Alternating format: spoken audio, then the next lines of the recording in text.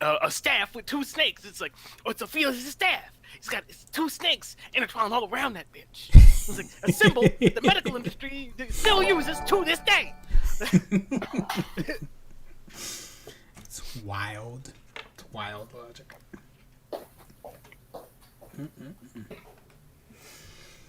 Oh.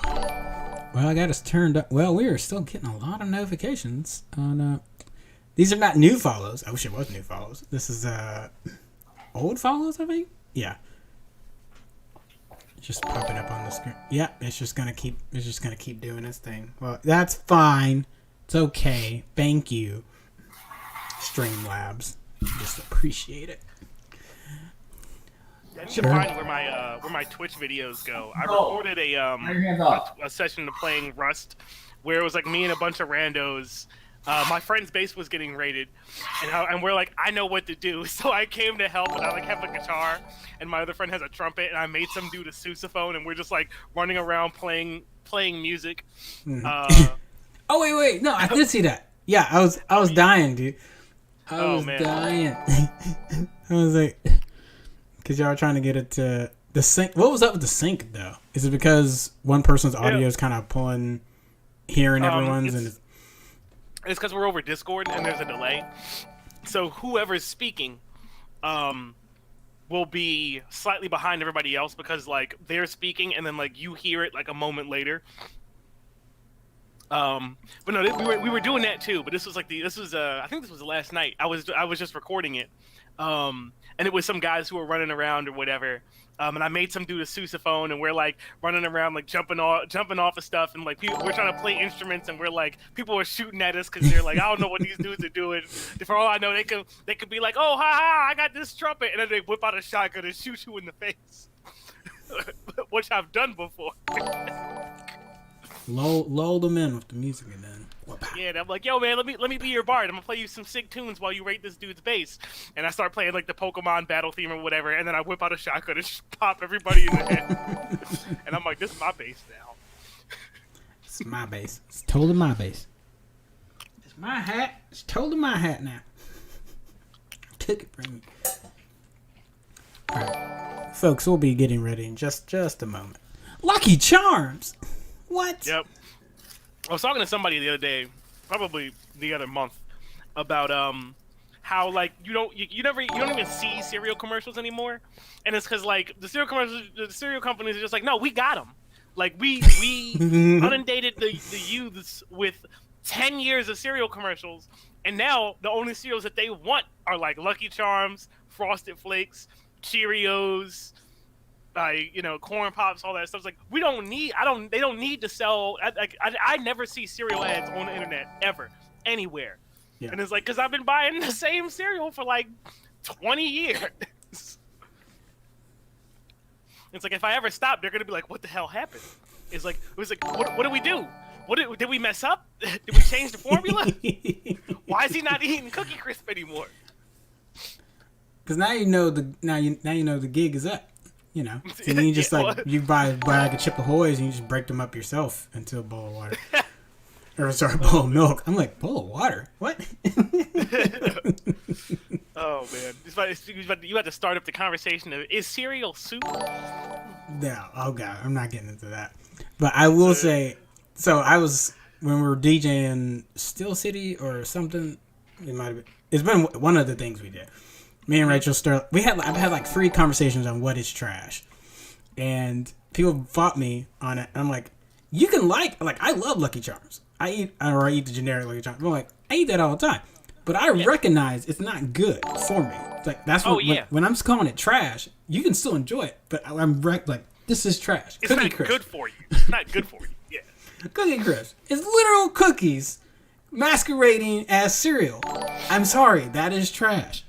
Captain Crunch, that's just the berries. Also, just like, and you can buy the marshmallows at Lucky Charms by itself. Trash. Sawberries. There was a meme I saw. It was what is it called? It's Jack's Beef Jerky or whatever it is, but it was Jack's Beef Jerky. Oops, all freshness packets. Oh, the little bag. That's pretty good. Oh Oh gosh. Oh man. Oh, okay. What in the sugary breakfast goodness are we talking about here? Breakfast cereals, and about how they don't even need to advertise to anybody over 30 because we probably won't be buying the same cereal until we die. That's what we call a long-term investment. Yeah. Yep. We went on a ride there. Pretty normal, standard fare stuff for us. Let's see. Yo, I do not know. one other comment about cereal.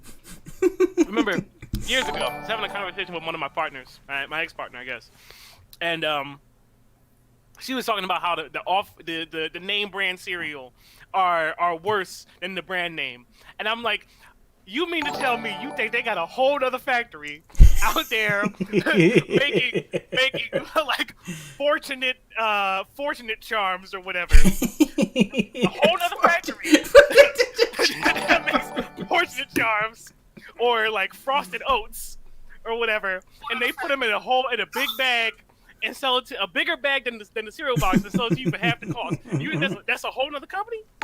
You think it's a whole other business really making off-brand cereals? I'm like, the only difference is that they sell it to you in a big bag, and if you don't Ziploc it right, you done ruin the whole bag of cereal. That's true. That's true. You Ziploc it, there is no difference. Yep. And she was like, "Oh, the off-brand tastes nasty," and I'm like, "It's the That's same even cereal." different. If we blind taste tested you, you wouldn't know.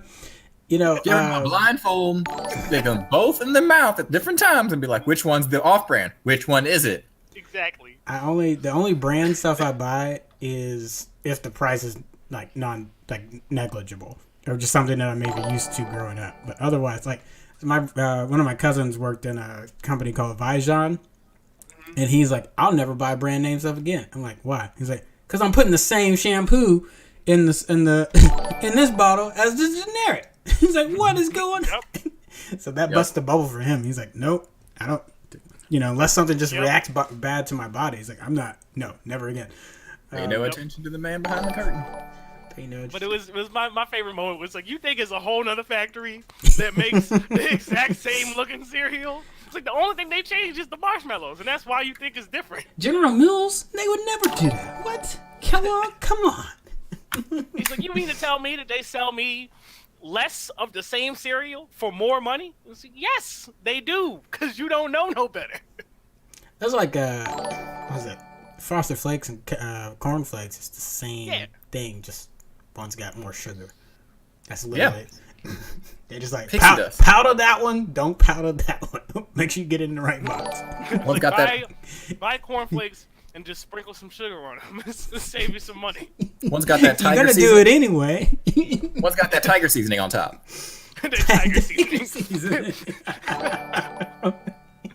Oh gosh! All right, needs to be. Those need to be shirts. Tiger seasoning. Well, welcome. Fortunate Charms. Clip that. I mean, because Terrence was Fortunate Charms should be a cereal on Wandavision. It should. Fortunate Charms. Welcome to State of the Nerd Union, y'all, where we eat Fortunate Charms and talk about tiger seasoning and all sorts of nonsense, typically before the show starts, but sometimes during if it comes up.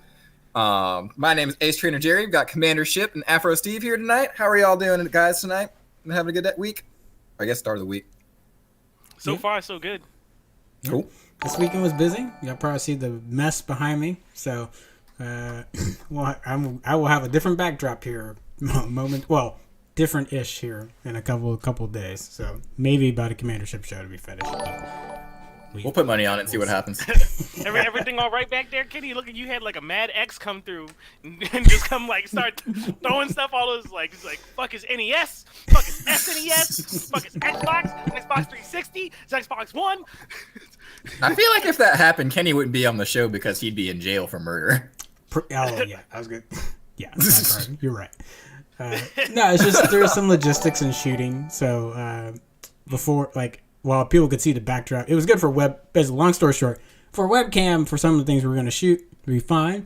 For other things, the lighting was not going to work being cramped up like that. So I had to figure out a way to stretch stuff out. So I promise it will look better. And also when I'm producing, you'll get to see me doing some of that stuff here. So cool.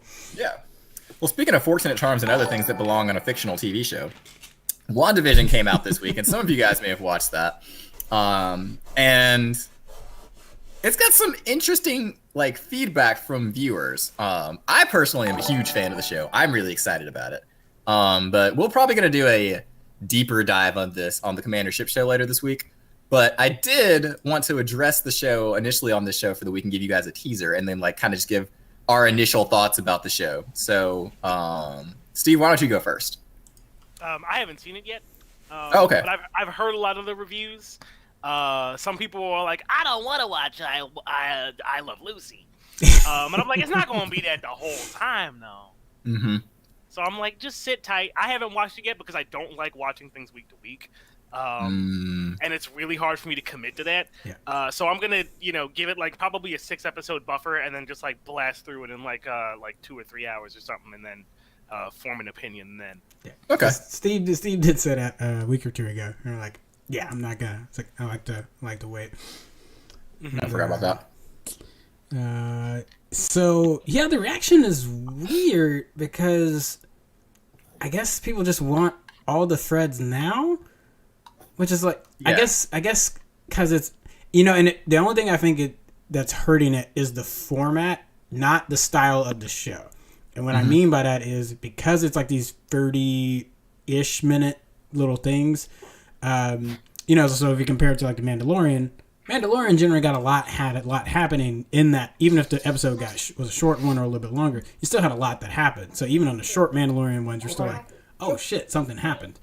Mm-hmm. On this one, they're definitely doing a little bit of a slower burn, but I think the episode length makes it feel like, hey, don't you need to like get going, Because I think if this was like an hour-long episode, I think everything that happened in the last couple ones would have happened in that first one, and then you probably would have been really getting into the meat of the mystery by next week and kind of like, oh, what's going on?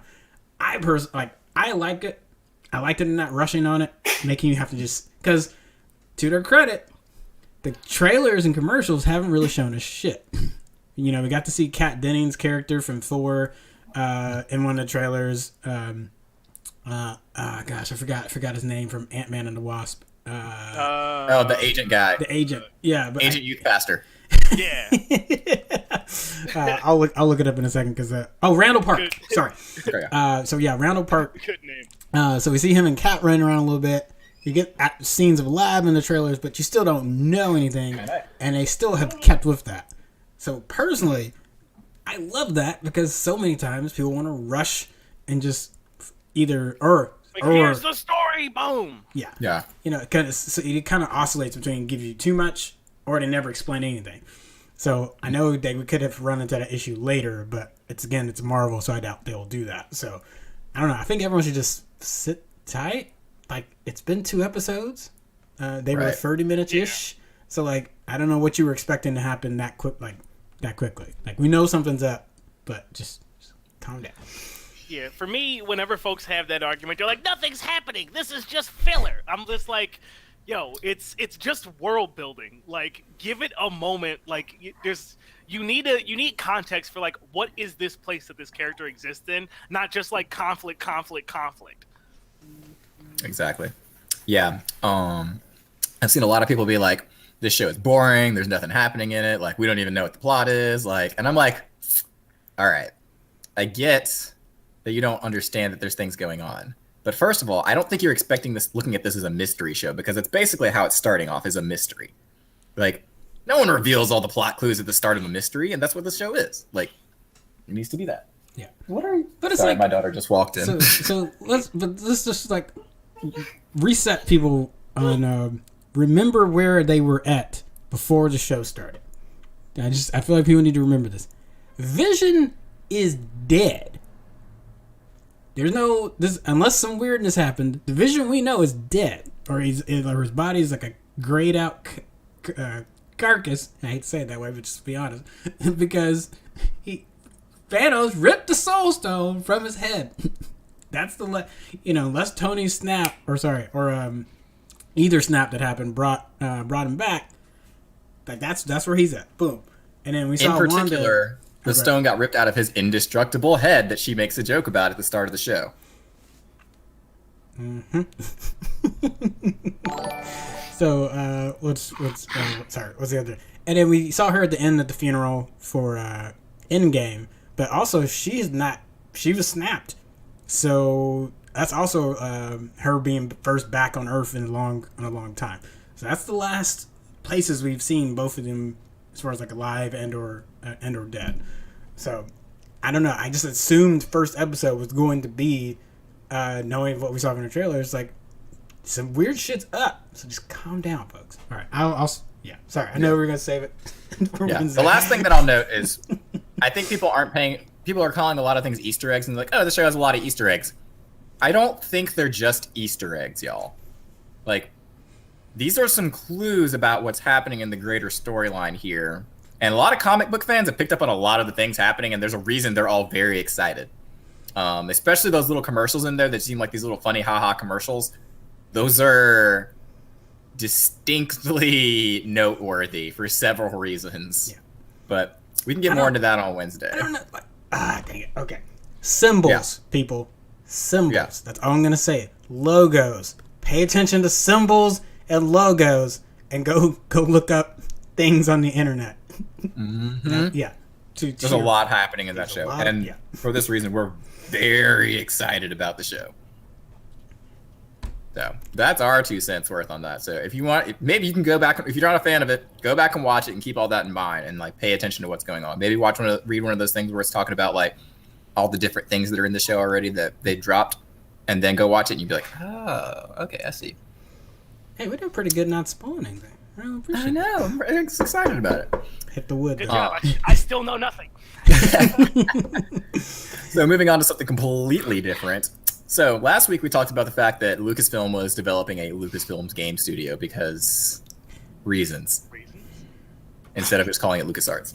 The first hint we got of what we're getting overall, is that we are going to be getting a open world Star Wars game. And I don't know if that means like another like Star Wars The Old Republic online style game, or if it means like a big open world where you can just do a whole bunch of stuff like Breath of the Wild, which I would be really okay with.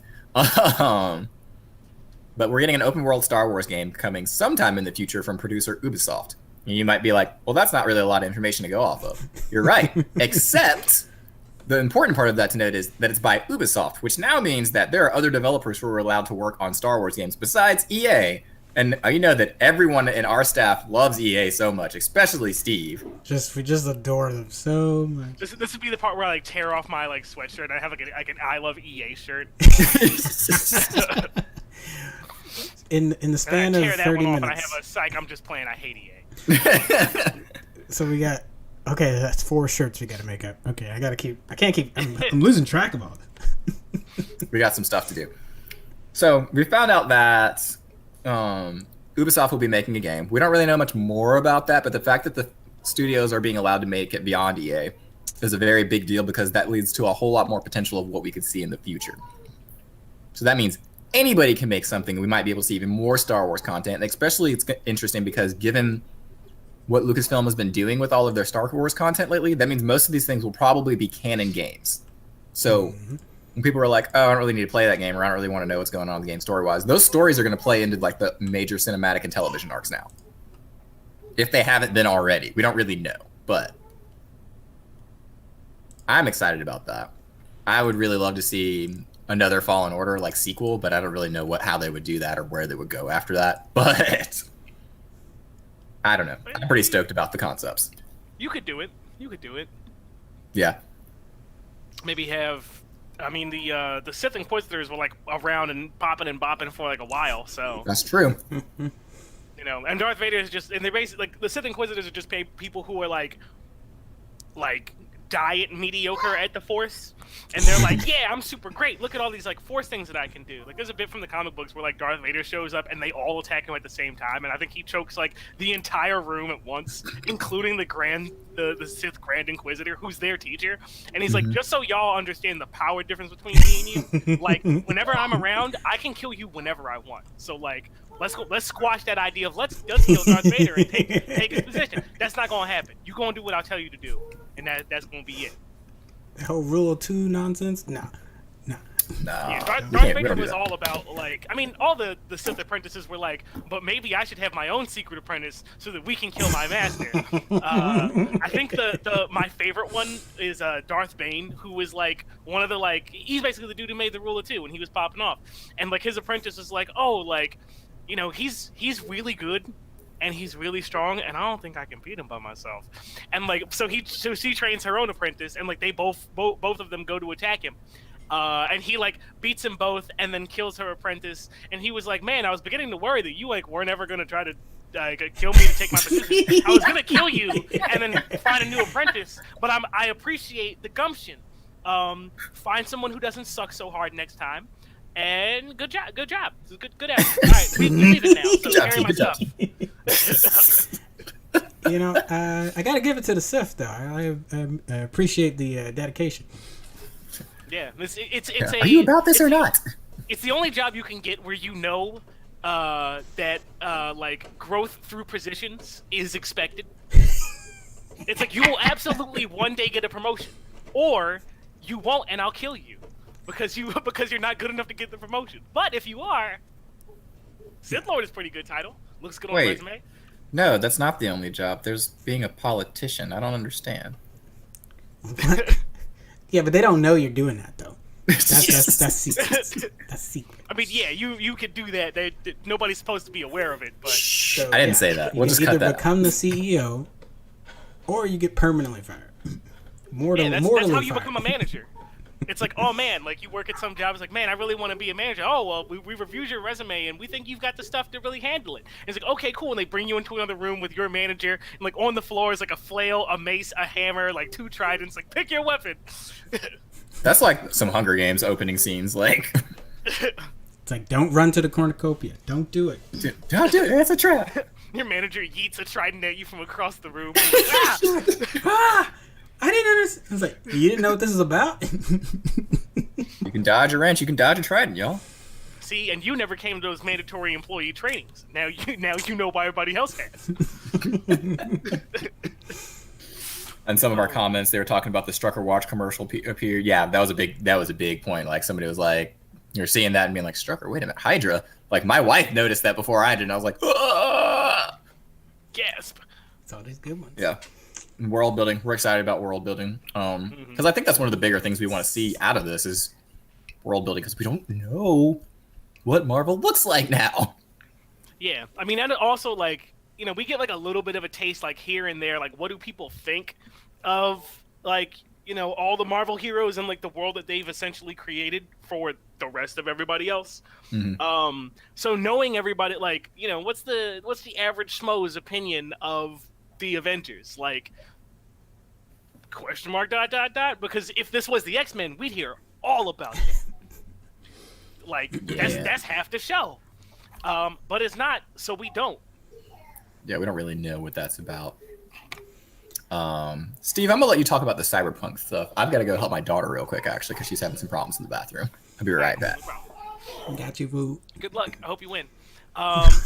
Excuse me. All right, so Cyberpunk. Earlier this past week, they released a my bad message on their Twitter and I guess also their official website. Basically, what they did was they went through and I think it's the development head of the game. I can't remember what his particular title is, but he went through and talked about why the failure of Cyberpunk's launch was entirely the fault of the executives, and like not to blame the developers, which I don't think anybody did. Pretty sure everybody blamed the executives because we know exactly where to place blame. Like, we've all had a job where we're like, oh hey, this thing's not done, or we're not ready, or we're unprepared, and there's always some manager who probably killed some other dude with a trident before you got there, who is like, I don't care, I want money now. It's my money. I want it now. And so we already knew whose fault it was. The executives knew that it wasn't good. Like they are probably from. There's been other reports that have come out. Like, all the developers saw the writing on the wall. They were like, "This is straight up not ready." apparently there are some reports that some developers thought it was coming, that it was slated to come out like mid to late next year, or I guess this year now, 2021. Yeah. So from their perspective, like imagine that you're working on something and like it's basically kind of how I imagine that like most Sonic games come out like these days. Wait. Where it's like, oh, like, yo, man, you ready to release the game next week? It's like, what? I only got like a 2D picture of a hedgehog. Like, I'm not ready to go out. I thought we were going out in a year. It's like, no, we're releasing this like next week. It's like, I don't care what you got. You better be ready to push it. That would explain some of the story decisions. Like, yeah. we haven't even made a story yet. It's like, then it'll be about a Black Knight. A what? What if Sonic was a werewolf? But you know, but anyway, he goes on to talk about, you know, the production issues that the game has. He uses that public video as an admission of like, this is specifically our fault, like not the fault of the developers. And like, you know, there's reports of like the developers like putting in, you know, major hours of work like before what they perceived was even like the halfway point, which is frankly bizarre. You know, putting in like 50, 60-hour work weeks when, you know, supposedly there's no rush. So they were definitely taken advantage of from that perspective. But like the video goes on and talks about some of those problems. And he also talks about the roadmap for what's coming forward. So initially they wanted to like focus on the free DLCs that'll be coming out. Multiplayer is one of them. I think that's been pushed back towards the latter end of this year, and they're going to focus first on fixing the primary bugs that come through for the game, both on PC and console. PC doesn't have as many problems, though they do exist. But console primarily, they want to focus on getting those two big releases. I think one of them is slated for like maybe next week in January, and the next one is coming out I think end of February. So they have two big fixes, and then in mid-year, I think there's some DLC that's coming out, and then I think the multiplayer is slated for sometime Q3, like late Q3 or Q4. And in that, in my understanding, because what I was reading is that the Series X and the PS5, like their actual upgrades is also delayed in that. So those aren't even coming out January, February. That's also in that mid-year. Yeah. That's also been pushed back, and I think they're making the hardware upgrades, the versions free to update. So if you bought it on PS4 or Xbox, moving up to current gen is a free update. Is a free upgrade rather. So you don't need to repurchase the game again. You know, provided that, you know, that they still hold up to that promise when the actual update comes out. But provided, like, assuming everything's at this cool. point, they ain't getting another. Yeah. We're in No Man's Sky territory. I mean, yeah, they're also being investigated by, I can't remember what country, but like they're doing an investigation to basically see, like, you know, how much information that they have leading up to this before they released it.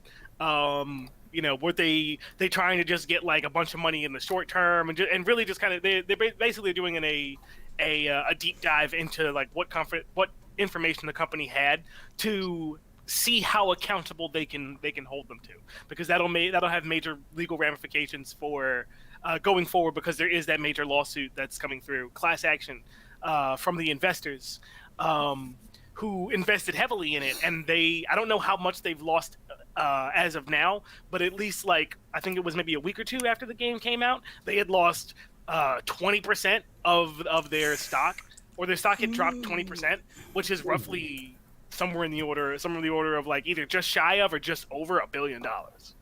Wow. Yeah, so investors were not happy, because the investors were fed the same information that we were, that everything's great, you know, we're good to go, and it's going to be fantastic. And, you know, if you heard anything about Cyberpunk, you know that that's not true. Yeah. But if you do want to give it the No Man's Sky chance, right now, apparently at Amazon.com, it is $30 instead of $60. So it's a good. So from somebody who really enjoys the game, like Cyberpunk is like it is super fresh. Like, I love the game. The gameplay's a lot of fun. Like, probably one of my favorite aspects of it is like the sheer amount of good storytelling that there is in the game. I've played through every ending, at least every ending that gives you an achievement. I don't know if I'm going through all of them. I like all of them. Like, all of them have like hit me hard enough where I was just like, at least a little bit. I like every ending that they have. And there's so many side quests and stories and stuff you can stumble into that the game is so big. Like, even if it's a little buggy here and there on PC, like, it's absolutely worth the cost. And if you have enough faith that, like, at least from a financial perspective and like a customer goodwill perspective, that they pretty much have to deliver these bug fixes. If you believe that, and like you're comfortable with that, you know, that $30 investment, like it's more than worth that. It's more than worth it. Okay. So this, as long as they're not like Bethesda or something like that. Yeah. And I would agree. Like, again, I haven't played the PC version, so mine's only been on Series X. So I am still waiting to see what it will really look like when it's on there. And honestly, mine has just been more of an AI thing. Like, I can forgive the little like physics issues that happen occasionally.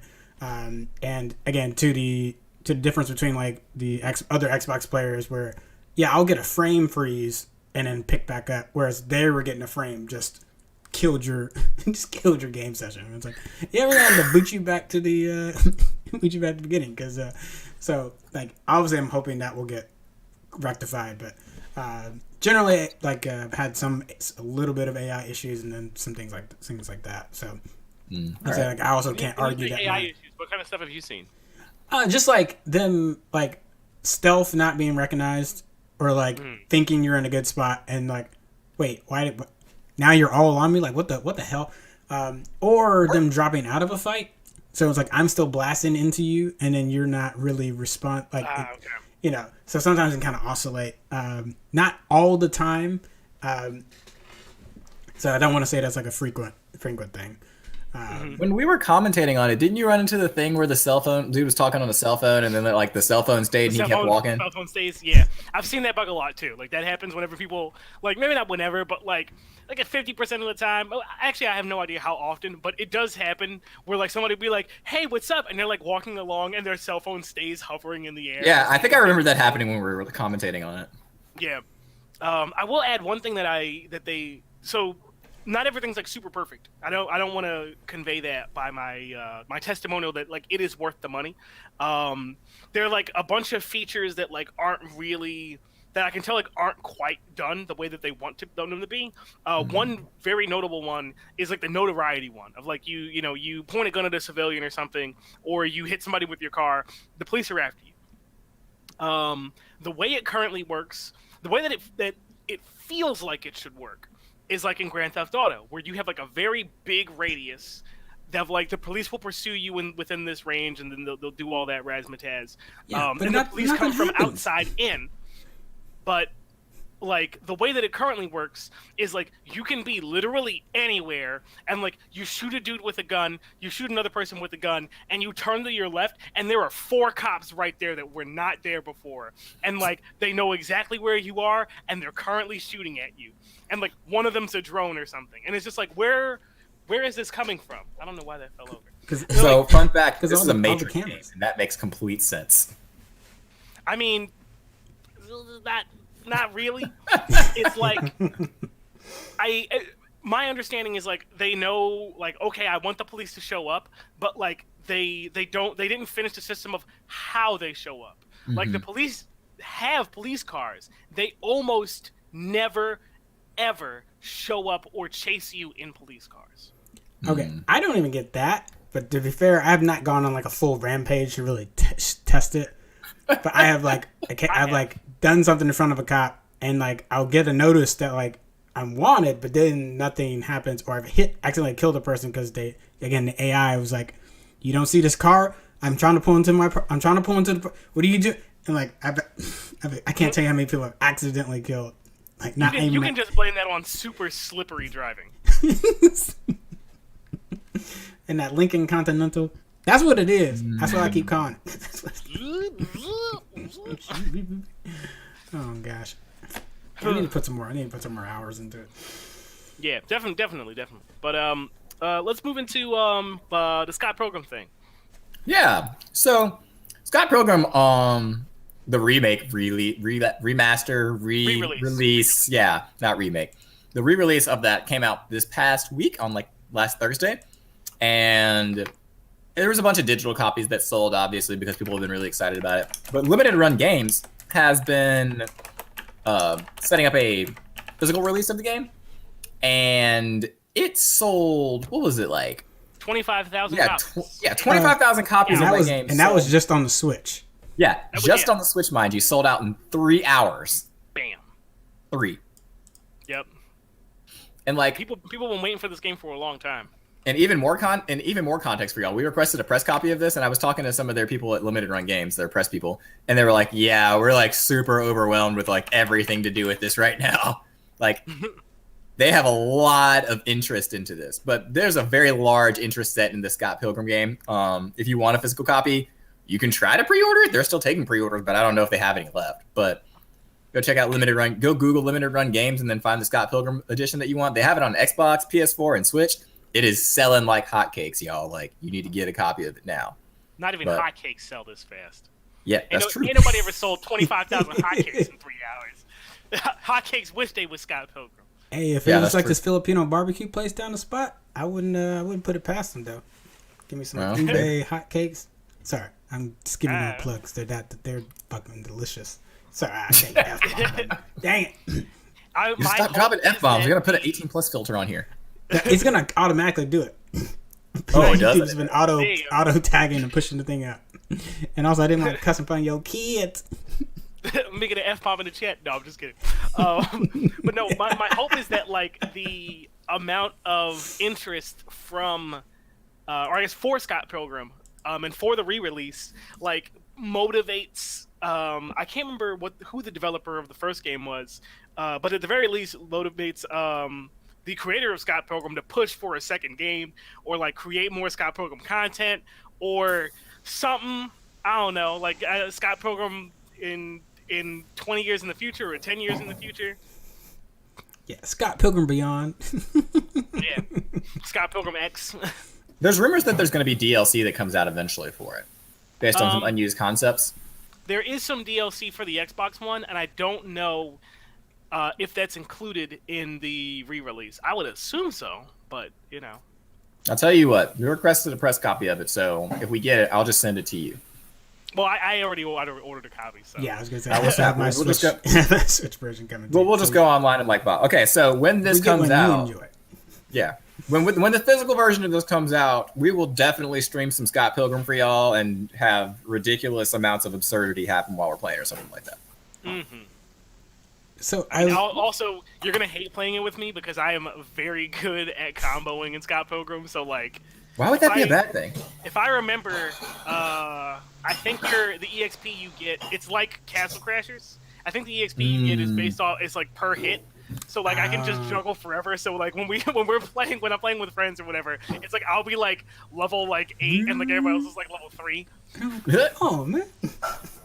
Speaking of other games that are coming out, though. Jack, go ahead. I want to make a mental note, though. I feel like we need to have a conversation about games that we want to see either like remade or that should get a new release. Because like, this has made me think so much about Panzer Dragoon Saga, which is a RPG a lot of people just don't know about, or and again, there's a whole story about why we'll probably never get. The only way you can really do it is emulators, or if you happen to own a $400, $500 copy of the game. So yeah, I would love to have a chat on that. Not right now, but on another episode.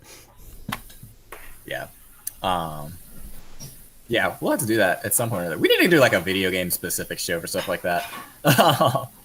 But speaking of other video games, this one isn't already basically video games.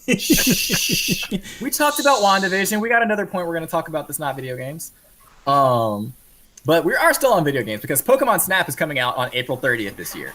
And I personally am not a Pokemon Snap player, but Kenny's pretty excited about it. I know Chris Galecki on this. Hey, I don't judge your life choices, all right? I remember going down to the Blockbuster. The old and Blockbuster. And my on TV, pick a game, and I was like, oh shit, Pokemon Snap's right there. I wore that out in one weekend because again, it happened to take it back. Because Blockbuster. Yeah, actually no, that was a 1 day rental. I take it back. It was not the weekend. It was a 1 day. So I destroyed that game in a day. Yeah. Well, yo, hold up 1 second. I'll be right back. Cool. Pokemon Snap. It's a very clever, and I'm glad this is a new game of it. So I'm glad we're getting hey, people like that from. Let's go back to it.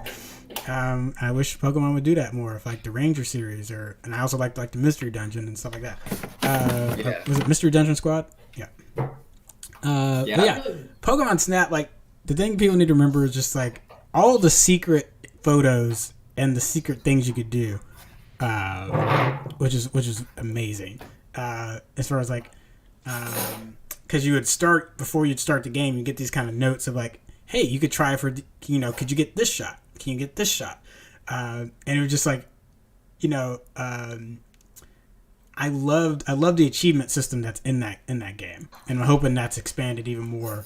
Given the audience now and on Twitch and things like that, that just seems like a no-brainer. Like you should just expand that out and be like, this one run's gonna have like 20 different crazy shots you can get. Like what? And throw some hidden ones in there, just like the other game, like the old game did. Are you planning on getting that when it comes out? Yes. Okay, I just want to make sure you and Chris can stream some of that then. Wait, what game is this? Is this the one you would? We're still talking about Pokemon Snap. Okay, yeah. Pokemon Snap. I really enjoyed it when it came out on the N64. Me and my cousins played it a lot because me and my cousins just gamed all the time when we were little kids. So a lot of great memories there. I remember when a friend of mine posted "Oh, Snaps! Pokemon Snap's coming out." Everybody in my Discord group was extra hyped, and my friend Aaron was like, "Oh man, this is gonna slap!" And comically, I added just like Final Fantasy Crystal Chronicles. Which, if you played the recent Switch release, it most certainly did not slap. And they removed everything good about the game and made it the worst. It's literally the worst version of it you could play. Which sucks because the first one's awesome. Yeah, the original Final Fantasy Crystal Chronicles is one of the best experiences that I've ever had gaming, and the new version is not the worst experience I've ever had, but the fact that they removed everything good from one of the fondest memories I have playing video games made it feel like the worst one I've ever had. I'm not surprised given how the last two that were on the Wii went. Like the Crystal Bearers, and I forget what there was a second one I can never remember. Echoes of Time. That was it. Yeah. I don't think I played that one. As you shouldn't. Someone showed one, go back, fix Crystal Chronicles for the Switch. I know everybody can't just bust out the GameCube every day. And then two, it's can we get a good follow up? Give me a good follow up. Yeah. I played those, but I didn't. If you have a Parsec, there's a combination of emulators that you can use that my friends and I have used to play. What is that game? Legend of Zelda: Link to the I don't know what is it? Four Swords. Legend of Zelda: Four Swords. Yes. You can emulate Four Swords over Parsec. You just need a Game Boy, a Game Boy Advance emulator, and a GameCube emulator. Ooh. And then you can just pull up multiple screens and you can do all that stuff. So you can emulate those types of games. So you can emulate Crystal Chronicles, the original one, if you want to. So remind me, Four Swords forced you to use the GBA for the other players, wasn't that it? Yes. If you could play a single player if you wanted to and just use the TV. Yeah, but if you wanted to play it multiplayer, you had to have a Game Boy Advance link cable, and you use it as a controller. It's you will use this technology we put into this Game Boy Advance. You will. Because what you could do is just like Crystal Chronicles, you could dick off and go do something else, and everybody else is outside fighting the enemy, and you're like, I'm gonna go in this cave and pick up all this money and bombs, and then I'm gonna be right back. And they're gonna be like, Yo, where was you at? And you'd be like, Nowhere. It's like, oh, I got stuck in the corner. I was confused. I didn't know what I was doing. And it was like, how come you got 1,000 more rupees than everybody else does? And I'm like, I must have just picked them up somehow. And then they pick you up and throw you in the river so they can steal your money. Because that's how you play Four Swords. Mysterious. I thought Jerry was just in thought, but I think he's actually frozen for a moment. Oh, Jerry, you still out there? Oh, we just lost. Jerry has left the party. How dare you? He might. Either his internet's bad or he needs to reboot his machine. He'll be right back. But while he's gone, I won't continue without him. But rather, I'll bring up another point of what was I gonna say? Games that we wish that we had a remake of or a remaster of. So, real quick for the folks who are out there, what are some stuff that you guys have waited with bated breath for some kind of update, or a second game or a sequel game or whatever, or just simply like a remaster?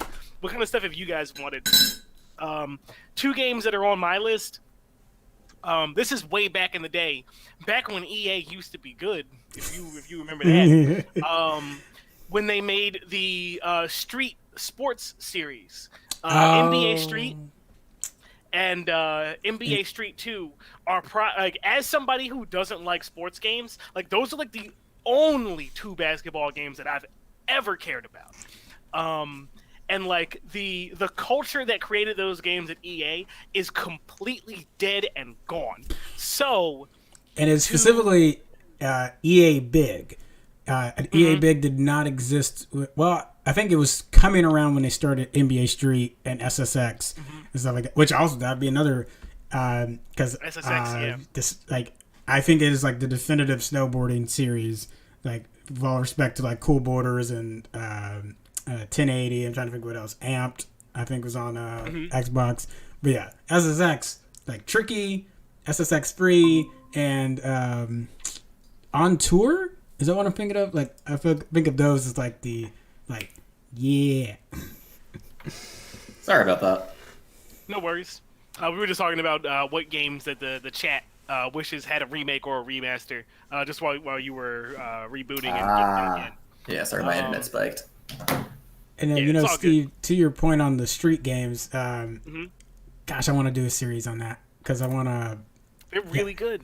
I could do a series. Yeah, I could do a series. I just got a disc and a lot of like Street Hoops, and as I was playing it, I remember that game. I'm like, man, I just want to play Volume. I just want to play NBA Street Volume 2 now. This is all it's making me want to do. So good. I would definitely be down to do a video on old EA. Because like that EA represented like we got some of the best innovations on sports titles during that time, and since that like age of EA has ended, like they've gone strictly into just churning out the same bullshit that they were doing, before that. So like that particular era for me was like one of the biggest times because that got me into playing sports games, and when it went away, I stepped right back out of it. So me and Jalen were talking about how much we played of the James Bond series. You had Agent Under Fire, Nightfire, Everything or Nothing, and they're all excellent. Those GoldenEye. like you talked about, Golden. Like we do not talk about them as good shooters. Like I think, because I think there is like a little bit of a gap. Like GoldenEye is really solid, and then like Tomorrow Never Dies and World Not Enough kind of just, those are games that happen. Was Golden? There's one on the GameCube where you don't play as James Bond, but you play as some other dude, and like you have like some technological eye or whatever, and it lets you do all this stuff. Rogue Agent. Is that Rogue Agent? Sorry, it's called GoldenEye. GoldenEye Rogue Agent. GoldenEye. Okay, yeah. That's GoldenEye Rogue Agent. That's the one. And like you can see through walls, or you can like freeze people, or like or you can like telekinetically throw people or something like that. Like that game was some innovative bonkers stuff. Yeah, it was good. It was fun. It was wild, but it was fun. I'm gonna throw one more at you, and then I know Jerry wants to try to get back. So now, yes, we got topics, we got things we're going to come back and video series, and then we got the squirrel. Time Splitters. Ooh. Oh, that was a fun yes. Man, EA is messing up, man. Give me Yeah, Time Splitters was, man. Woo! Give me That was a 1, good one. 2, Future Perfect. Give me those right now. I don't need. Yep. Oh, give me them right now. Right now. Yeah. I remember. All right, one more, and then we'll go back. I promise. Oh, you're good. One game that was really good, which I think was a midway game, if I remember correctly. So not in the same vein of good EA back in the day, but PsyOps. I think it was like the mine something. That game was so cool. You were like this dude who had all these this massive array of psionic powers. Like you could lift stuff with your mind. Like there was like a thing you could do where you could stand on top of like a metal grate, like Static Shock style, and make it levitate and fly across a platform. You could like shoot fire. You could astral projection. You could mind control people. It was bonkers. It was all sorts of dope stuff you could do.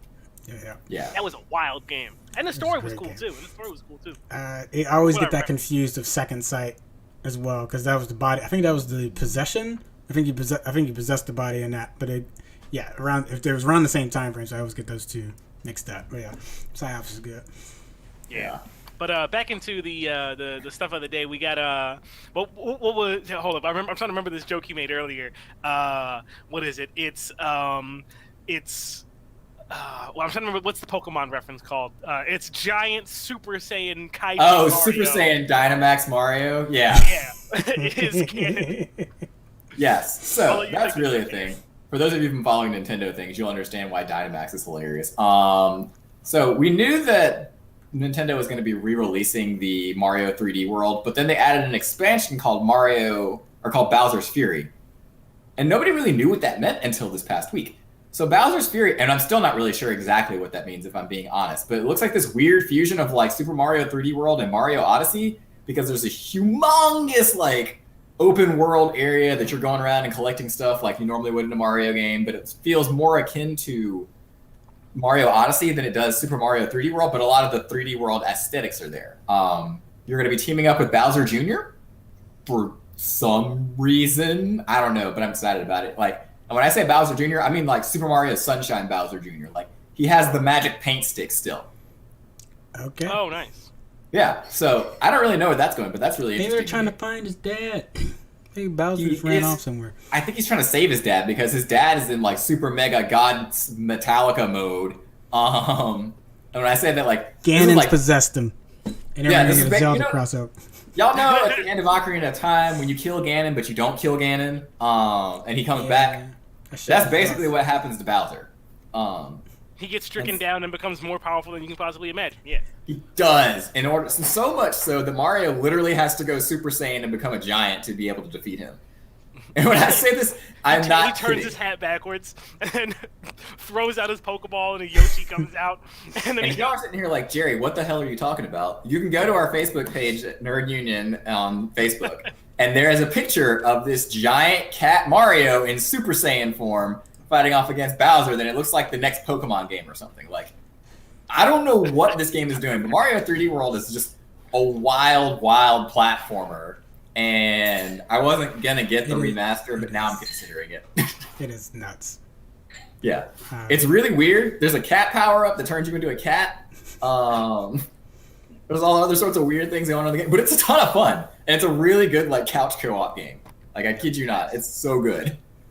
I'm going to shout out real quick. Taryn was saying to my Blockbuster comment earlier was Captain Marvel there. I missed it. I was like, Captain Marvel, that movie wasn't out there. Oh, sorry. So good movie reference there. And then Endwine saying Time Splitters was the best. Yes. We all talked about that more, but yes. Mm-hmm. Yes.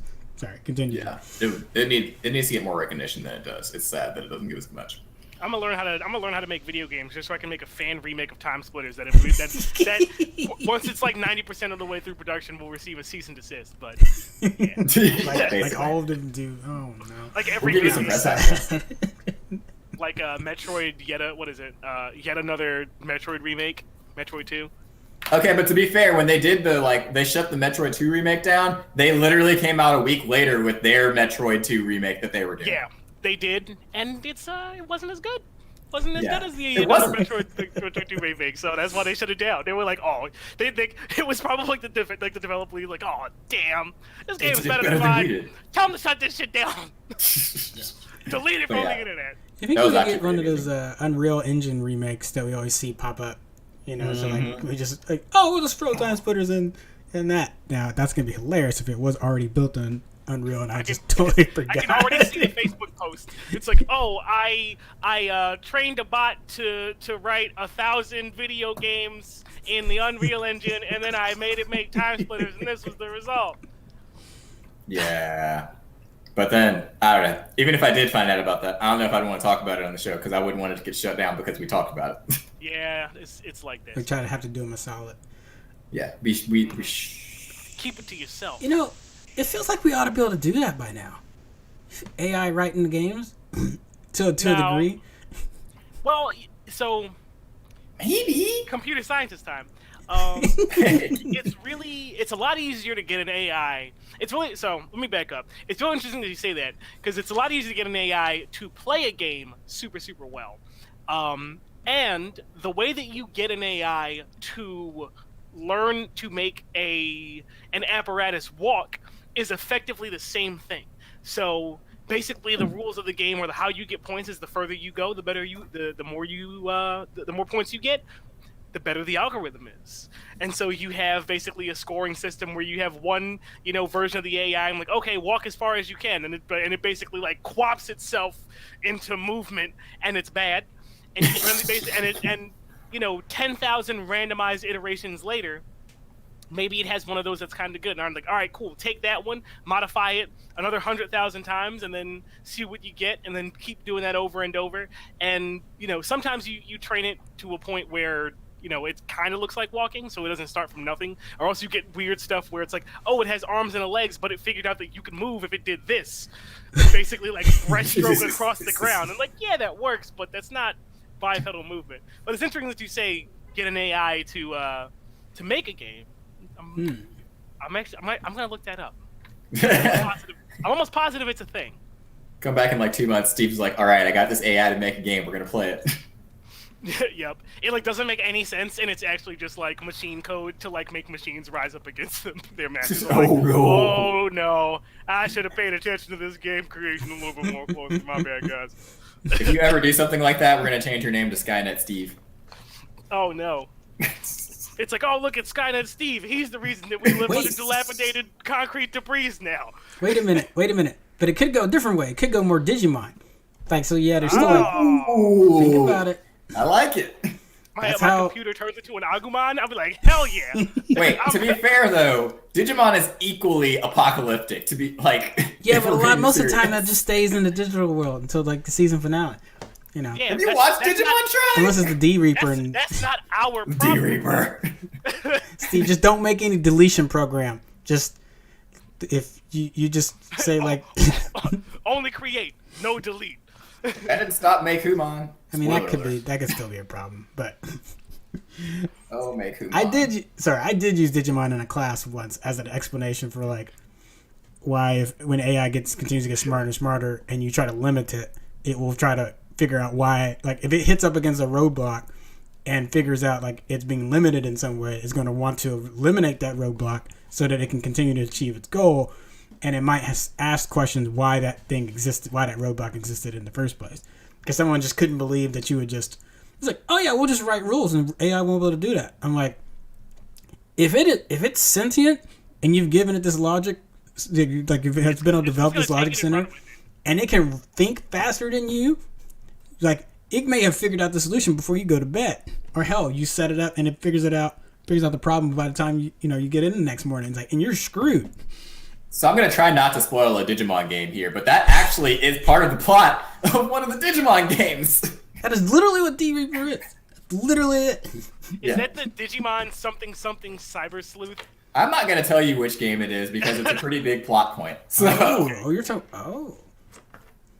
Yeah, I remember reading that game title out loud, and I'm like, I'm not playing any game with the word Cyber Sleuth in the middle of it. you should play Cyber Sleuth. It's awesome.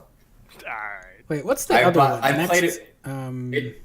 What? There's another one though, isn't there? Next something. Hacker's Memory. Okay, so there's Digimon. The most recent ones are Digimon Cyber Sleuth, Digimon Hacker's Memory, and then Digimon World Next Order. And Cyber Sleuth is so good that I bought it twice. Well, see, then you could give me one, and I don't have to pay. No, I'm just playing. I sold the old one already. What the heck, man? Because the new one has both games on it.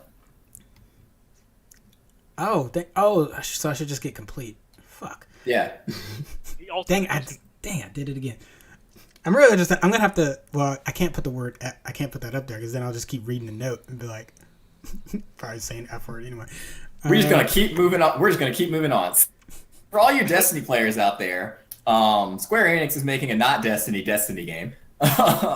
It's called Outriders, and it is, according to them, it is not a Destiny game, but it is a looter shooter where you have a central hub where you take missions and go do things.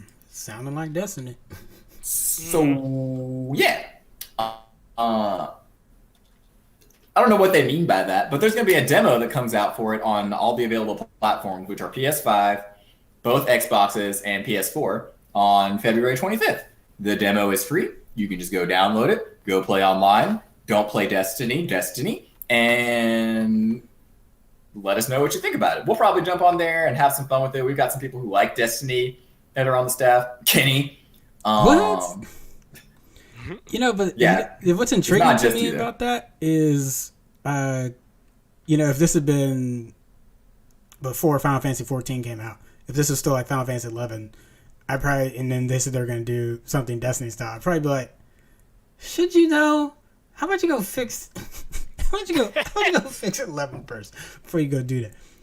Having played 14 though, all right. Let's see what you do, Square. Let's see. I'm a little mad that you haven't told me you play 14 because we could have been playing together this whole time. Yes, we could have been playing together. Rude. Jerry, this is still a recent development. All right. Okay. It's probably been like the last 3 months. So it ain't like I've been hiding out on you all year. Been like, no, so I'm in my own group, Jerry. He's the person who's been killing you in PvP and you don't even know. I just don't go in PvP in that game. I'm not good enough for that. So you can check that out on February 25th. We'll stream some gameplay of that and let you guys know what we think about it. Steve apparently has some Deep Rock Galactic news that he's typing into the notes as we speak. Yep, I forgot to add it earlier. I am mad hype about it. So, Deep Rock has been, diligently working on the next release of next big release that's coming out, release 33, which is going to include, I believe, it is 2 new biomes to play in. I think 2 new missions, 2 new missions, 2 new enemy types. There's a new Glyphid Dreadnought. Ableist and Arbalist, and Lacerator are the 2 types, and there's a new type of 2 new types of Mactera enemies that they're adding. I am super pumped. You can read all the razzmatazz on the release notes that came out earlier this last week. I won't go through the whole kit and caboodle. But my Deep Rock squad and I will be streaming some Deep Rock content when it comes out. One of us is strongly pushing me to play it in the staging branch before the official release comes out. So we might stream it a little before that February 4th release date, but assuredly for February 4th we'll be streaming some Deep Rock. You can check that out on my Twitter at Imminent Doom X. Yeah, and we'll post some of that stuff here when he does that too, just to let you guys have access to that. So yeah, tonight we want to end on kind of just talking about like this next year of nerddom. We know last year a lot of stuff got canceled, like a lot of stuff got canceled, or it got pushed back. So the question becomes, what can we expect out of 2021? Disappointment. No, I'm kidding. Maybe not. Maybe. Probably. Some. But yeah. So we want to take 2021 look at it practically. Because suspiciously like 2020 right now.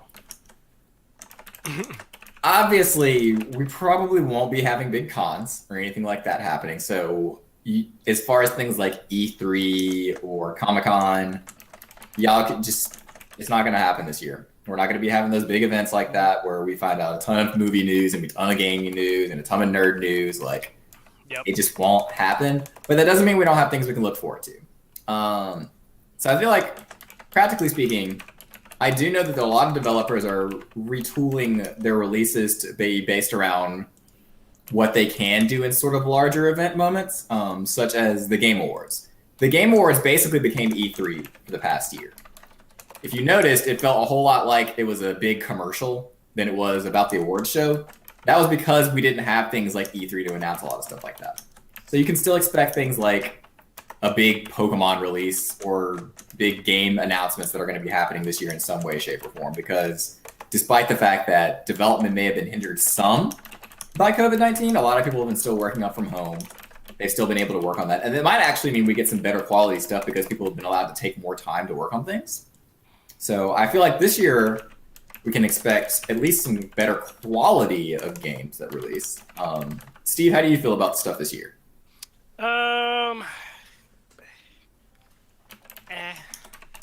For me, I don't tend to get super duper excited about stuff until like it's about to happen. Okay. So like it for me it has to be like really really close, like nearly like around the corner. I remember when I was a kid, it frustrated the hell out of my mom because it'd be like, "Oh, we're going to Disney World. Like, are you excited?" I'm not like walking through the gate of Disney World right now. It'd be like the night before, like, "Steve, we're going on the plane tomorrow." I was like, "You excited?" I'm not like in Florida though. And like we're in line at the gate about to get on the plane. Like, "You excited yet?" It's like, I still gotta be on an airplane though. So it's like I've always been somebody who doesn't get super duper hyped by stuff ahead of time. Despite how I may present deep rock information for the stream, but I'm probably just like I'm just gonna field stuff as it comes through. You know, I've consumed enough stuff through Steam that they know what to recommend me and when. So when it comes through, it's like, you know, I'll handle it. And like, because it appears to me and it's already out and all I got to do is click buy, I'm going to be excited right at that moment. All right. It's probably a safe, practical way to do it for sure. Yeah, because then you can't be disappointed. It's like, I wasn't super hyped for 2077 to come out because it was like, oh, it got delayed. And I'm like, all right, well, cool. Like, I got other stuff to do in the meantime, and I'm not like, oh man, I'm waiting for that January date to come around, go play some 2077, and like it gets pushed back, and then it gets pushed back, and it gets pushed back, and it gets pushed back, because then it's like you live your life in expectation for things that have not yet come.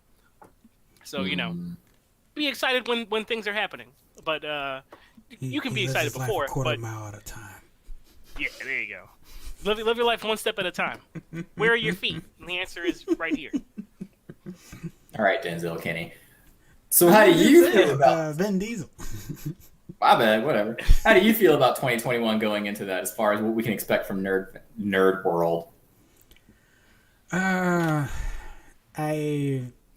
Without talking too much about the current climate, I think we're probably. I am kind of wondering where we're going to see that reflected game-wise, though. Like, as far as stories and things. Because I suspect indie games probably have a better opportunity to, like, quickly churn something that could have a reflection on that. And then AAA stuff would be later. So you probably won't see that kind of ripple until late in the year at best. And then sometime 2022. I'm really curious what to see what Halo will do, given how much shooters have changed. Shooters had already changed by the time Halo 5 came out.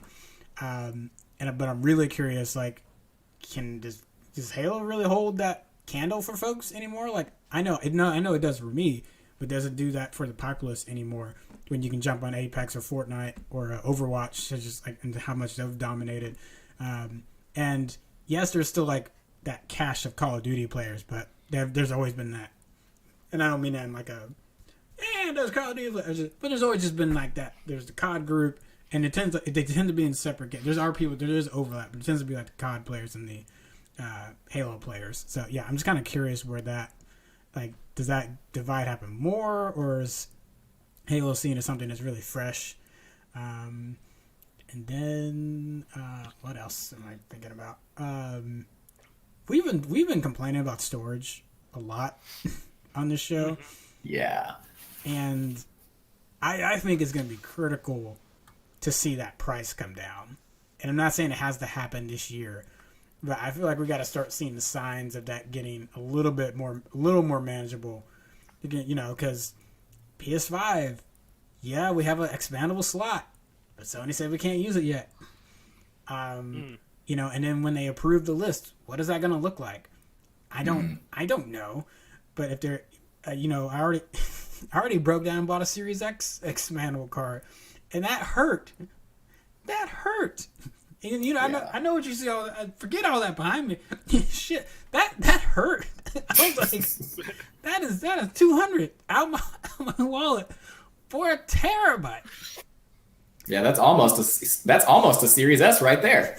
204 terabyte is like 100% markup. Like a terabyte is probably worth about probably $100. You could probably find it for 80. Yeah. Realistically. So I feel like something I'd like to see and hope that will happen is because at least I will give Xbox this.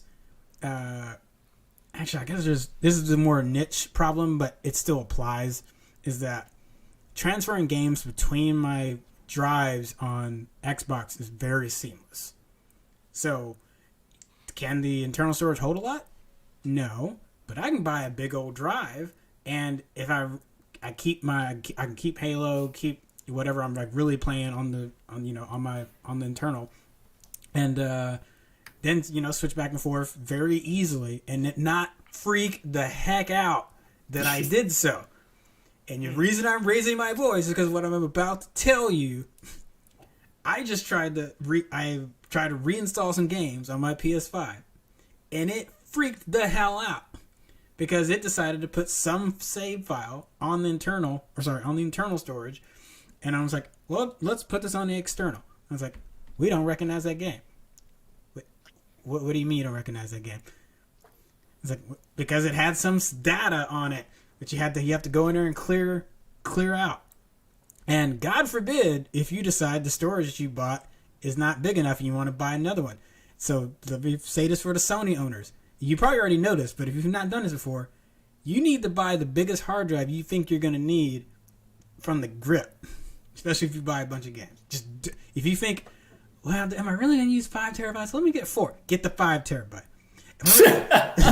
Should I get 8? I think I can get away with 6. Get the 8 one. Because if you don't, and you decide later that you're going to have to get another hard drive, you have to reinstall all of those. Oh, no. Because PlayStation will not let you hook up 2 drives. As soon as you put one in, or sorry, okay, let me technicality. It's like, you can technically attach 2 drives. Only one will recognize games, so you can't switch them between it.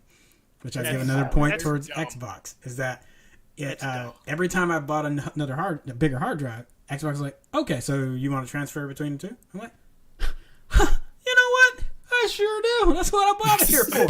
Crazy. Why would this man ever plug in 2 hard drives into his game? It's like, oh, you want to move your files from the one that's not so big to the one that's really fucking big. And it's like, yes, what a normal thing to want to do. Yeah. With Meanwhile, data. Sony, what is logic? So What is It's truth? like the checksums at Sony. Like, I don't know what this is. Nah, delete this whack noise. Download it. Download the whole thing again. I'm not surprised. Oh, sorry. Go ahead. I was gonna say, pray that you're not in, someplace that high-speed internet doesn't service, because, that downloading your entire games library all at the same time again, that depending on where you are, just in the U.S., that could be days of your time. Yeah. I live in a place where it would be days of my time. Damn. Yeah. It's like your device is just sucking up sucking up bandwidth for your whole household for days at a time. I've been getting notifications. You've used this much data at once. You've used this much data. What are you doing? Why? It's like, oh, I'm downloading 3 PlayStation games all at once, and it's 8 terabytes. My bad. Big mad. So that would just be a huge quality of life improvement across the board. Is this? Do I think they're going to get it done in a year, or even make it do you even realize it as a priority? Probably not. But just when they said the drive wasn't going to be like you couldn't pick your own drive yet, I'm like, I'm not surprised, because this issue I've told you was a PS4 issue. If you go back to the hard drives on the PS3, those were finicky as far as trying to like, if your PlayStation died, that data's gone. Yep. You have to get that PlayStation fixed to then get the data off. Because it's attached, which I guess is a good security feature that's attached to your profile, but you can't even open it on. Heck, even the Xbox hard drive, I can still open it on my computer and move the files. If push came to shove and the Xbox just died, I could still, it's still a computer hard drive. The benefit of that is that with Xbox, it's like you have the entire backing of an OS company behind you. Like Sony, despite the fact like we consider Sony and Microsoft to be like of roughly equivalent punching weight when it comes to consoles, like they're like not the same kinds of company. From the top down, like at all. Like, they're it's like one's kickboxing and the other is like Muay Thai. Like they're doing completely different things. What's interesting to me about that is like I don't understand why I don't have a cloud safe system built into that. Ooh, because it's expensive. So even Nintendo has a cloud save system. Like I busted the ever loving snot out of my Switch, couldn't boot it up, and when I went to get another Switch, I just turned it on, logged into my profile, and instantaneously downloaded all of my save data, and it was done like within an hour. Okay. Yes, but think about how big are Switch games compared to PlayStation games. But the fact that ecosystem isn't there. No, wait, hold up. So the ecosystem is there. Okay. And again, that hard drive issue I was talking about was more of a PS3 problem, as far as like when it wouldn't let you. Like if it died, you had to get the information. That was a PS3 problem. They did fix that, so I will give them credit on that. But from PS3 to PS4, you had to have PlayStation Plus in order to have the cloud storage for your save data, which is also kind of I don't know if that's necessarily. It's security ? Something.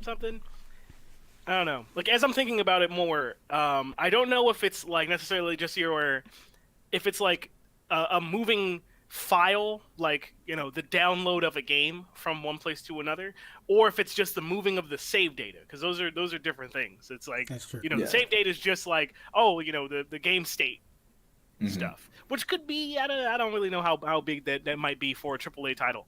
But if it's just that, actually, that's having just done that, and had to delete them because that was what was killing the ability to install equipment. Okay, sorry. It was roughly like 5 to like 20 megabytes. It's not very large. That's what I would expect. Okay. A save file shouldn't be that big. But if you're talking about like moving your entire saved game library, like downloads and save file inclusive, I would wager that that's probably a lot easier to do for Nintendo than it would be for Sony, because for me, one thing I don't like about the direction of games is that like games are getting like bigger and bigger and bigger, with no optimization seeming to be taken to reduce the file footprint size of the game. And it's just like, like this game, I don't care how big it is. If we need to download a game and it's 120 gigs, that's fine. It doesn't matter. And it's just like, that if you have a terabyte hard drive, that's that's more than a tenth of your space right there for your whole hard drive is that one game. That's a lot. And Kenny's absolutely right. There was, what was it? Probably even 10 years ago, or even 5 years ago, you probably could have bought a terabyte hard drive, and you would be like, "This is more space than any person should ever need. How many songs or movies or whatever could I possibly download?" And then you got a Steam profile, and you were like, "Well, shit, give me the 4 terabyte one. My bad." Yeah. I would love to see some companies work more on their optimization this year, but I don't know if they will because reasons of money and such. There is one thing.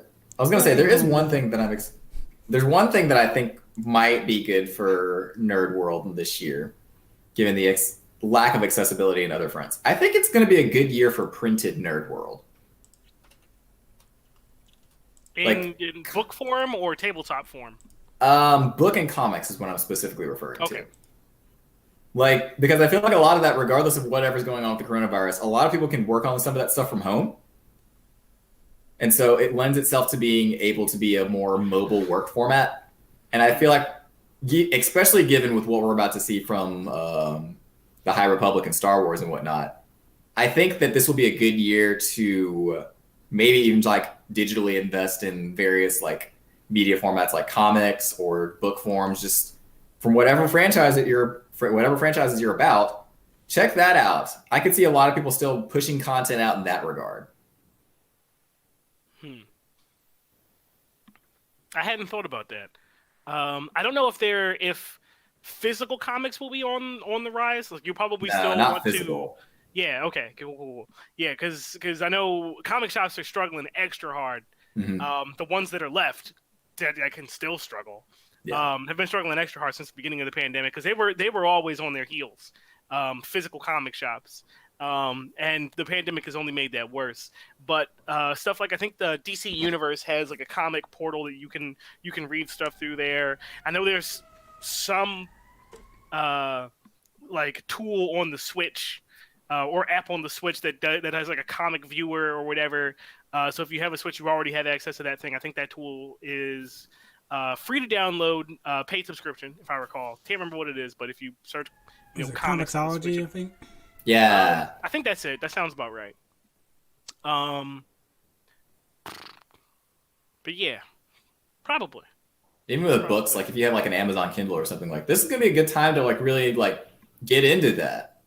Because if these studios are gonna be pushing out any kind of content out of ease of access, it's definitely gonna be some print stuff.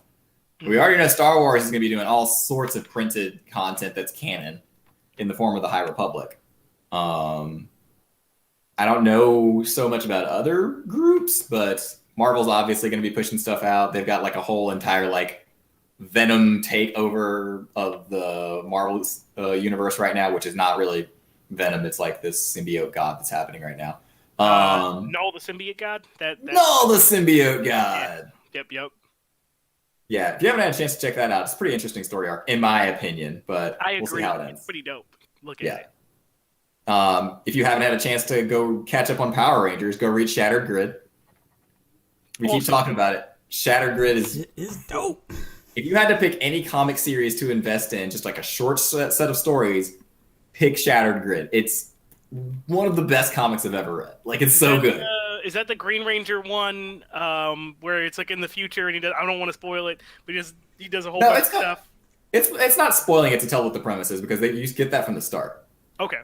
Well, yeah, that's if this is the one I think it is, basically it's the Green Ranger in the future, like some like alternate universe, yeah. Yeah, alternate universe future does some bonkers stuff and basically like becomes like the Power Ranger, and he basically becomes like a fusion of the Green Ranger and the White Ranger.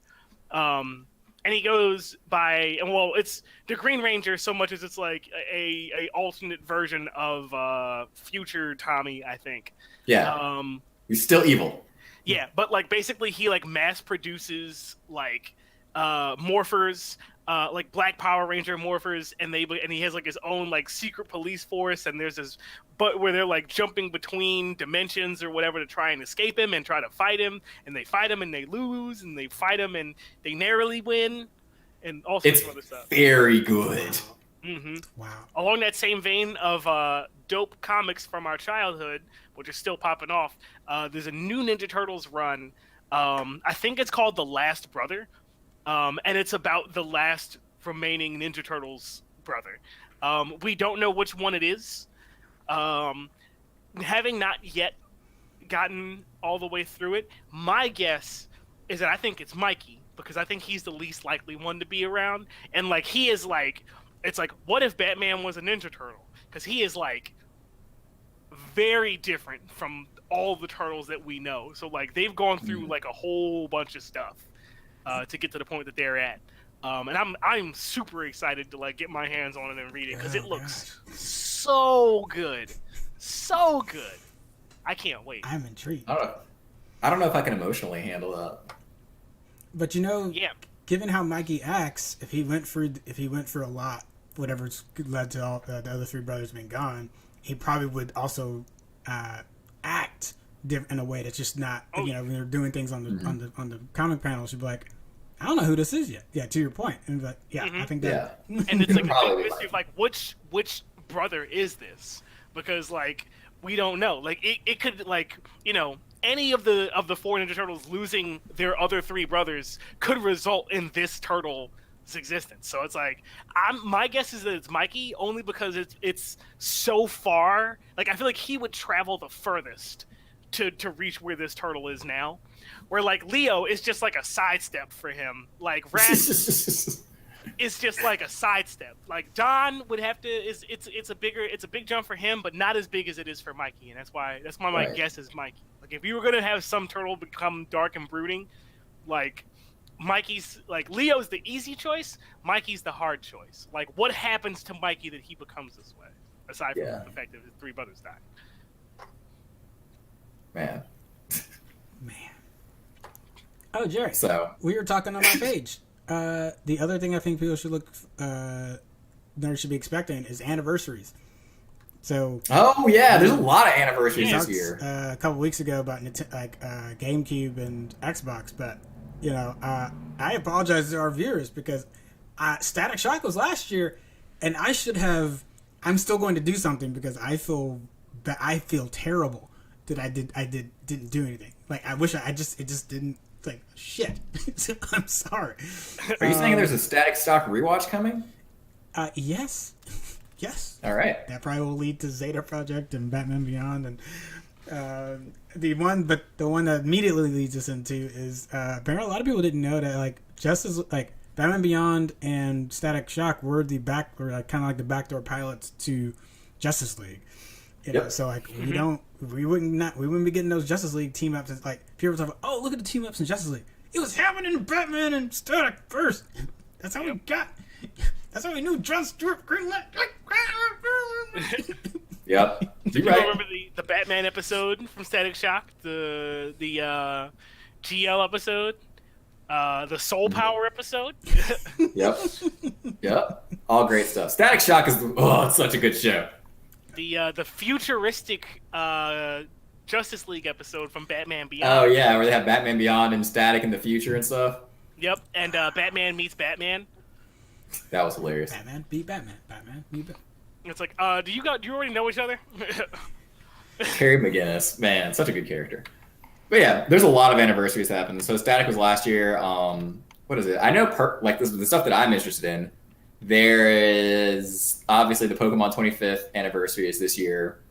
What? Yep. Yo, And they're saying that they're going to do a whole bunch of stuff. Like Pokemon or Snap is just the start of what they're doing. A whole bunch of stuff, just re-release every Pokemon game since Pokemon came out. Yeah. Including the Pokemon games that just came out. Get a re-release. Yes. The Tales of series has a really big anniversary this year. Is it Symphonia? Yeah. Not Symphonia, but Tales of Vesperia, the series. Tales of Yeah. whatever. Well, yeah, I just meant I'm trying to because I'm thinking it's Tales of Symphonia is Symphonia. probably the one most people know because you tell people like, heck, even tell people it's a series. They're like, huh? Like, yeah, it's not just. Okay. It's not just Symphonia. Not just Symphonia. Symphonia is excellent. It's so good. I played Symphonia from start to finish probably like 4 times. Yeah, and it's a long game, y'all. It's really good. It's a JRPG, so if you've played one JRPG, you know how long JRPGs are. Yeah, and I love them so much. I'm trying to think what else has got. There's another big one that I was thinking about. I think it might, maybe. Hold on. Oh my gosh, I just had it. Smash Brothers.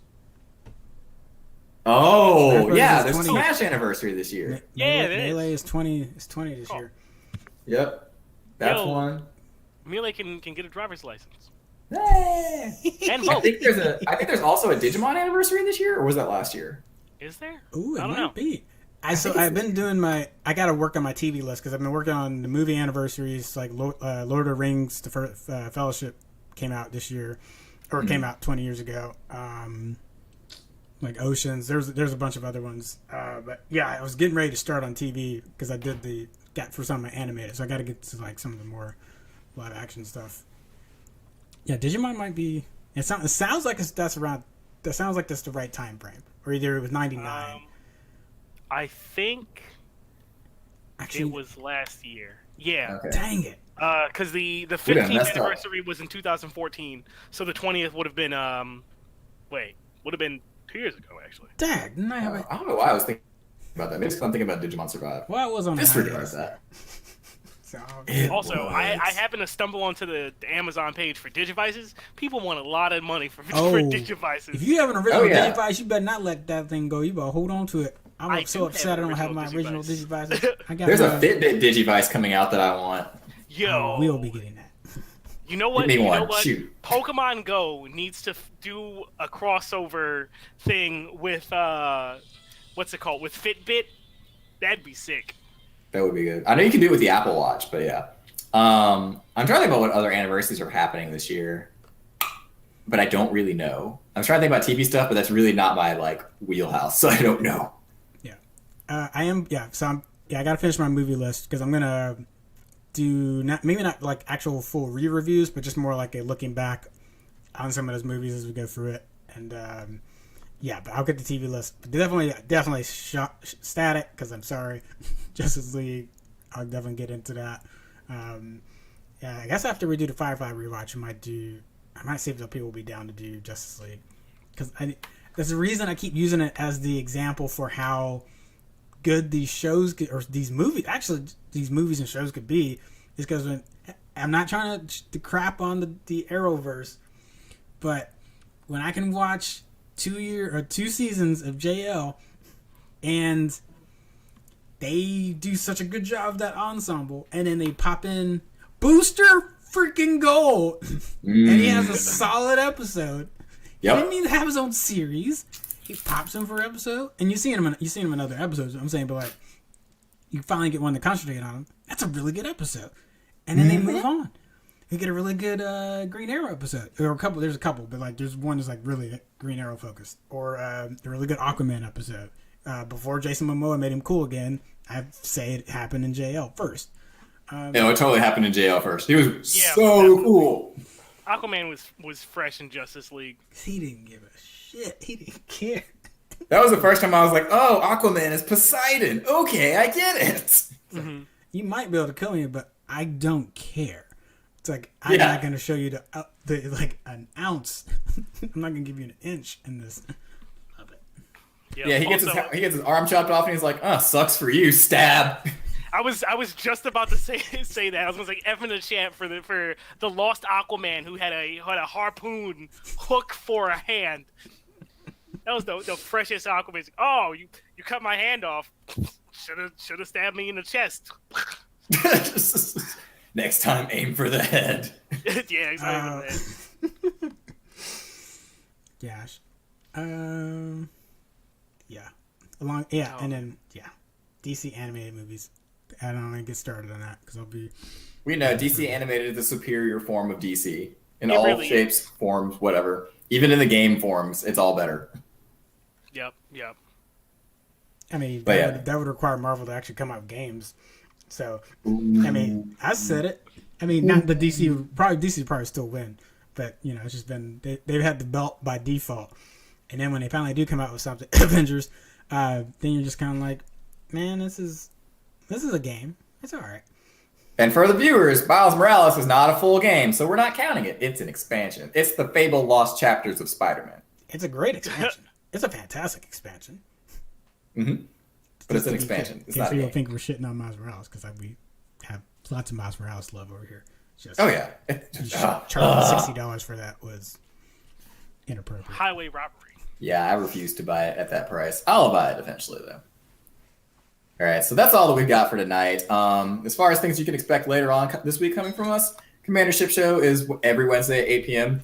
This week, I think he's talking about WandaVision, Midnight Sky, and more Warner Brothers stuff, right? Yeah, because WB just keeps messing up, so we got to keep spanking them. That didn't come out well. Okay. Yeet. Starting on Tuesday, January 26th, we're going to be rewatching Firefly.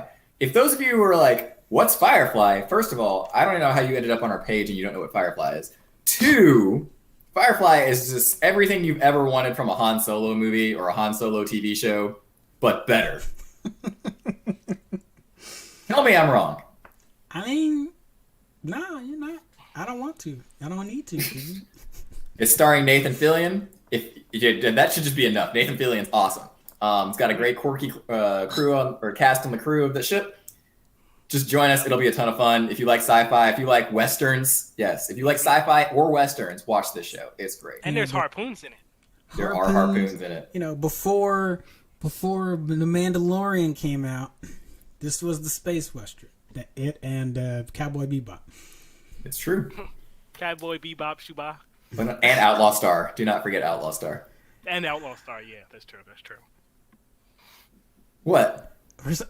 My brain was froze. I was thinking Trigun instead. I couldn't No. Outlaw Star for some reason. It was just like, that's not right. That's the Wait a second. It's not Gene Starwin. January 30th, we're going to be rewatching Mad Max Fury Road, but we're going to be watching the black and white version. If you haven't had a chance to watch Mad Max Fury Road, You should. 1, you should. 2, there's some specific moments of that movie that like a little bit echo a little close to a reality, like of where we might be headed. So like every once in a while, I'll be like, something will happen. I'm like, I feel like I saw this in Mad Max. Yeah. The reason I want people to watch it is because I think it's it's in my top action movie list. Where I would put it, I don't know, because sometimes I want to say it's the best that's ever been made, and sometimes people want to fight me on it. But I'm like, I will go in on like that is a hill I would die on. I'd be fine. And like, and here lies Kenneth, having died trying to win, or won. And the reason we want to watch the black and white version, if you've never watched that one, this is how George Miller wanted it to be shot. Just Warner Brothers again said, nah, no one will want to watch that. So he decided, I'm going to go the other way and color saturate the hell out of this, which turns out really good. That's not going to be good. But the black and white is more closer to what he wanted to do. And I think it's a really cool experience. Yeah, and if you're like, why would I watch a Mad Max movie? I thought it was going to be really stupid too, and it's one of the greatest movies I've ever seen. It's so good. That summer, I was railing. That summer, I was so mad because it was like Mad Max, Jurassic World, Terminator, Genesis. Genesis. So I was just so upset we were getting these reboots, and then the summer started off with Fury Road, and I was like, I mean, now everything else was a letdown after that, but Fury Road is awesome. Lindy Fitness 2014 said Outlaw Star is like the forgotten space western, and that they like your specs. Nice. The last thing we got. Oh, go ahead. Space Western, Space Dandy. Kind of see that. Kind of Western. I won't say anything about it. Just watch it. I'll watch it. So the last thing we've got is that we're gonna have the first rundown on Wednesday at 5 p.m. It's gonna run every Monday, Wednesday, and Friday. It's gonna feature a mix of game streams, news updates, and interviews about various nerd things happening. That's about as specific as we can get with it. We're just going to kind of have fun with it and do various things that we think our viewers would be interested in that we've had viewer participation with. Check that out at 5 p.m. And we will still be doing... Test some stuff. We're going to try some stuff out. We'll still be doing this show and the Commandership show afterwards each week. And we'll probably have other game stream things that we do. But you can check those out on every Monday, Wednesday, and Friday, and expect to see some new content for us in that. So outside of that, we hope you guys have a great week. And we will see you guys on Wednesday.